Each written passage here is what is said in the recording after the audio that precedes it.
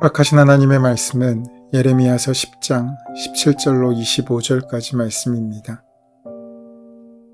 에워싸인 가운데 앉은 자여, 내 짐꾸러미를 이 땅에서 꾸리라.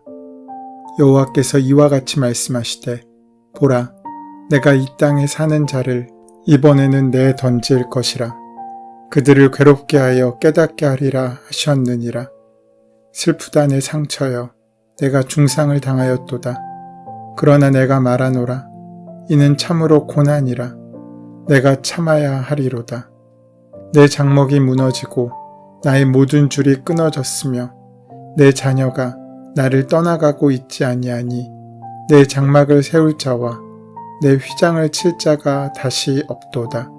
목자들은 어리석어 여호와를 찾지 아니하므로 형통하지 못하며 그 모든 양떼는 흩어졌도다. 들을지어다. 북방에서부터 크게 떠드는 소리가 들리니 유다 성읍들을 황폐하게 하여 승냥이의 거처가 되게 하리로다. 여호와여, 내가 알거니와 사람의 길이 자신에게 있지 아니하니 걸음을 지도함이 걷는 자에게 있지 아니하니이다. 여호와여, 나를 징계하옵시되 너그러이 하시고 진노로 하지 마옵소서. 주께서 내가 없어지게 하실까 두려워하나이다. 주를 알지 못하는 이방 사람들과 주의 이름으로 기도하지 아니하는 족속들에게 주의 분노를 부으소서. 그들은 야곱을 씹어 삼켜 말하고 그의 거처를 황폐하게 하였나이다 하니라. 이스라엘은 처음 시작부터 특별한 의미를 가지고 시작되었습니다. 그것은 다른 민족들과 구분되는 하나님을 향한 신앙 공동체였기 때문입니다. 그래서 이스라엘이 더욱 이스라엘다울 수 있기 위해서는 그 신앙적인 특별함을 유지해야 할 사명이 그들에게 있었습니다. 이것이 그들이 이방 나라의 풍습을 따르면 안 되는 이유입니다. 이스라엘은 우상숭배로 하나님이 세우신 민족 공동체로서의 존재 근거로부터 이탈하고 분리되어 버렸습니다. 이스라엘의 전 역사를 살펴볼 때 우상숭배와 함께 멸망의 길로 걸어갔음이 이 일을 증거합니다. 하나님께서 만드신 세상에서 하나님의 사명으로 만들어진 그 나라가 세상을 정복하고 다스리지 못하고 아무것도 아닌 돌과 나무 등에 미혹되어 그 앞에 공포감을 느끼는 것은 하나님께서 귀하게 그 형상으로 만드신 인간이 하지 말아야 할 어리석은 행동이었습니다. 하나님께서 창조하신 모든 날이 다 복된 날임을 깨닫지 못하고 소위 손 없는 날을 따라 이사 날짜를 정해야 하고 심지어 이사하는 그 방향까지도 자기 마음대로 결정하지 못하는 삶은 귀신에 매여 있는 삶이라고 할 수밖에 없습니다. 우리를 창조하시고 주관하신 하나님을 경외하지 않고 오히려 도끼에 베어져 그 생명의 근원도 잃어버린 아무것도 아닌 형상에 불과한 우상 앞에서 공포심을 느끼며 엎드리는 것은 실로 어리석고 우스운 모습이 아닐 수 없습니다. 이처럼 우상숭배는 하나님을 인정하지 않음으로 인해 생겨난 인간의 왜곡된 개념이고 신앙이라는 이름을 덮어쓴 기만적이고 불신에 근거한 기만적인 지식일 뿐입니다. 더 나아가 인간 존재의 근거이자 완성자이시고 홀로 충분하신 하나님의 사랑에 대한 근본적인 부인이고 왜곡이기에 우상숭배는 죄악일 수밖에 없습니다.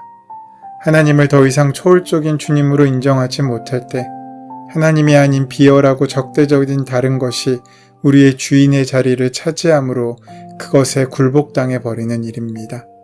이런 참혹한 우상숭배에서 벗어나는 길은 하나님을 더 깊이 이해하고 알아가고 그 길로 돌아오는 것입니다. 신앙인은 세상의 풍조를 따라 사는 삶이 아니라 하나님을 향한 영적인 간절함을 가지고 말씀 앞에 서 있으며 그 말씀을 듣고 순종하려고 애쓰는 사람입니다.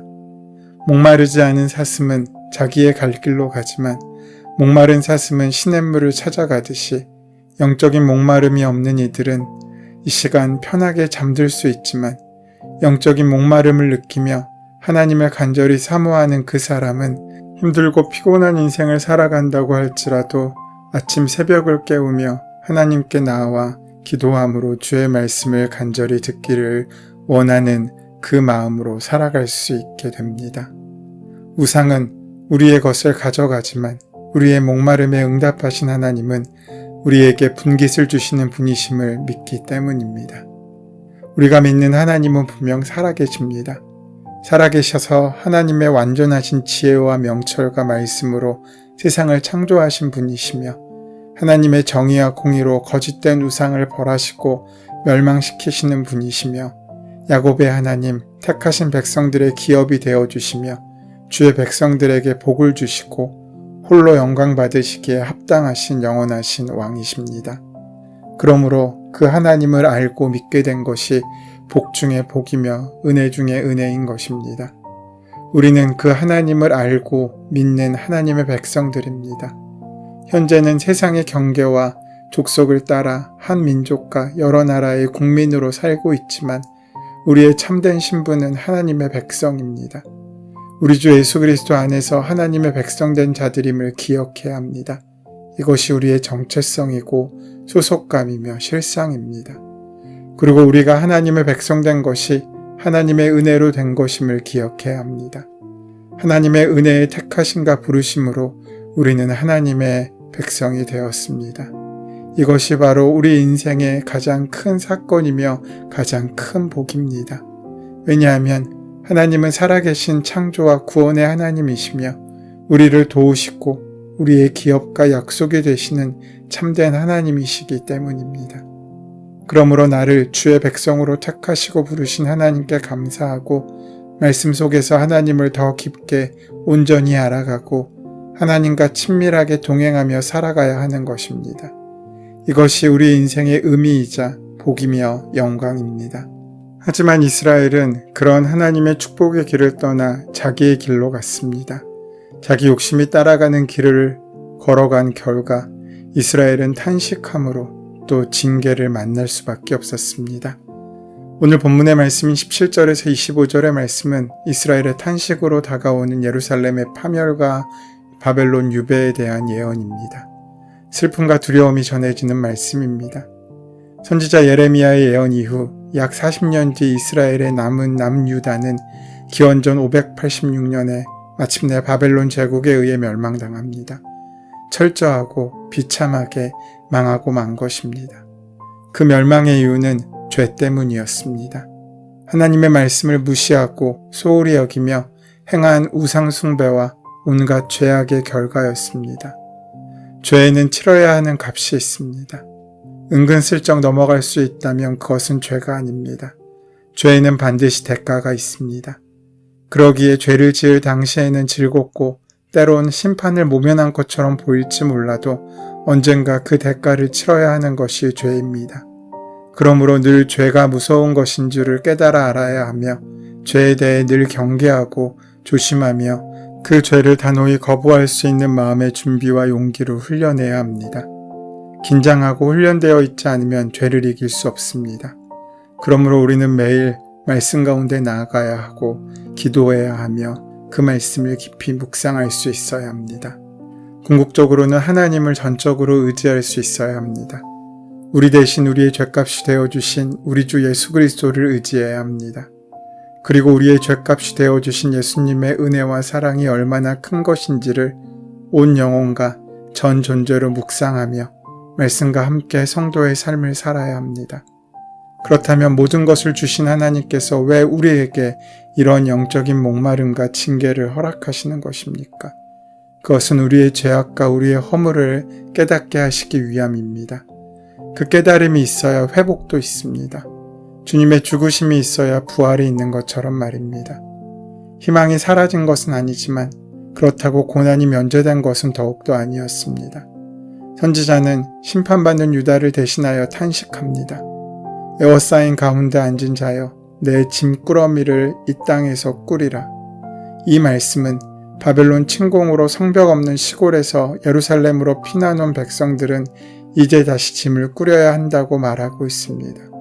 왜냐하면 그들이 마지막 최후의 보루처럼 여기던 예루살렘도 함락되고 이제 바벨론으로 강제로 포로가 되어 끌려갈 것이기 때문입니다. 하나님께서 당신의 백성을 괴롭게 하심은 그들로 깨닫게 하시기 위함이었습니다. 선지자는 멸망받는 예루살렘과 동일시되어 통곡합니다. 현재 예루살렘의 상황은 이미 바벨론 군대의 포위 중에 함락되었거나 적어도 함락될 가능성이 농후한 상황임이 분명합니다. 급박한 위기이며 예정된 하나님의 징계입니다. 19절부터 나라의 위기 속에 선지자의 독백이 이어집니다. 슬프다 내 상처여 내가 중상을 당하였도다. 그러나 내가 말하노라 이는 참으로 고난이라 내가 참아야 하리로다. 예레미야가 노래하는 고백 속에 나는 선지자 자신이면서 또한 의인화된 예루살렘 성이기도 합니다.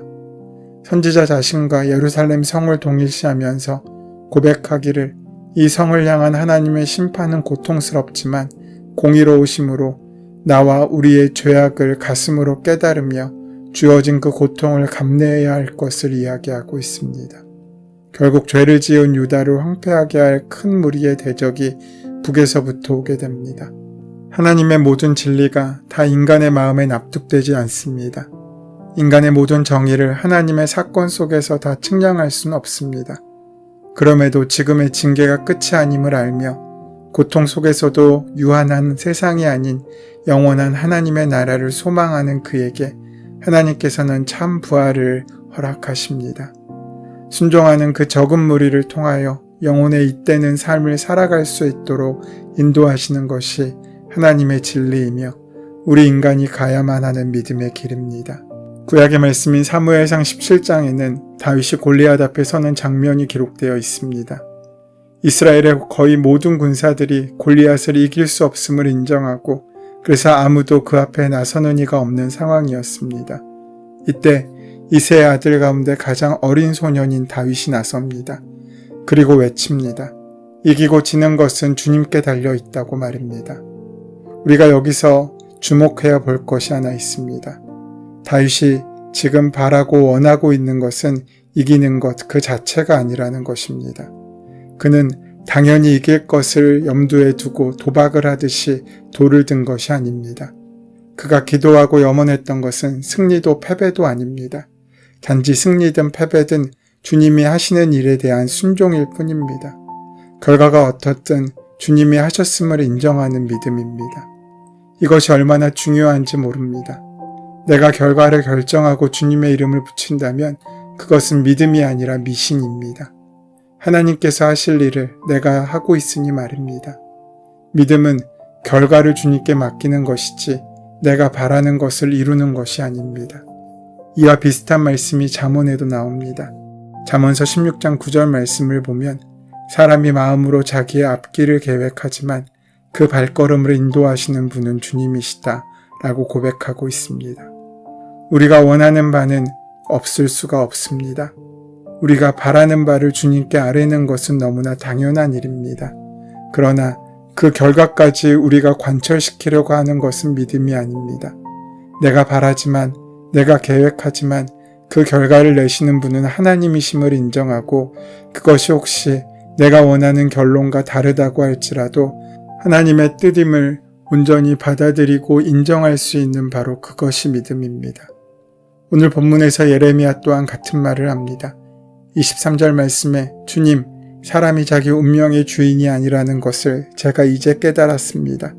아무도 자기 생명을 조종하지 못한다는 것도 제가 이제 알았습니다. 사람이 계획하지만 인도하시는 분은 하나님이시라는 것을 인정하는 믿음을 선포합니다. 그리고 중요한 것은 그 다음 24절 말씀입니다. 주님, 형벌로 주님의 백성을 채찍질하여 주시되 주님의 진노대로 하지 마시고 너그럽게 다스려 주십시오. 세상에 형벌을 좋아하는 사람은 없습니다. 자신이 잘못을 했어도 형벌만은 피하고 싶어하는 것이 모든 사람들의 상식입니다. 그러나 예레미야는 지금 그 형벌을 달게 받겠다고 말합니다. 이 말에는 두 가지 믿음이 내포되어 있습니다. 하나는 용서도 형벌도 하나님께 달려있다는 믿음이고 다른 하나는 결코 하나님의 형벌은 저주가 아니라는 믿음입니다. 사랑하는 여러분, 편안한 삶만이 하나님의 은혜가 아닙니다. 어렵고 고달픈 삶 역시 하나님의 은혜입니다. 편안한 삶이든 고달픈 삶이든 하나님이 이루시고자 하는 것은 우리의 아름다운 결과이기 때문입니다. 오늘 이 시간 우리에게도 예레미야와 같은 믿음의 용기가 있기를 소원합니다. 고달픈 삶도 은혜로 받을 수 있는 그 믿음 말입니다. 그 믿음이 우리의 하루를 바꾸고 우리의 일생을 바꾸는 귀한 능력이 되시기를 소원하고 축원합니다.